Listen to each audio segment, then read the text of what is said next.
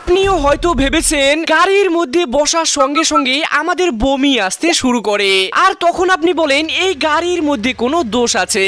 কিন্তু বাস্তবে যখন আমরা গাড়িতে বসি এবং গাড়ি চলতে শুরু করে তখন আমাদের চোখ গাড়ির ভিতরে দেখতে থাকে, আর চোখের মনে হয় গাড়ি এক জায়গায় দাঁড়িয়ে আছে। কিন্তু আমাদের কানের এমনটা মনে হয় না, কারণ আমাদের কানের ভিতরে যে অংশে তরল থাকে সেটি চলাচলের সঙ্গে সঙ্গে নড়াচড়া করে। তাই যখনই গাড়ি চলতে শুরু করে তখন সেই তরল মোশনের কারণে দুলতে থাকে। আর এখন চোখ ও কান এই দুটো মস্তিষ্কের মধ্যে সিগন্যাল পাঠায়। চোখ মনে করায় গাড়ি থেমে আছে, আর কান বলে গাড়ি চলছে।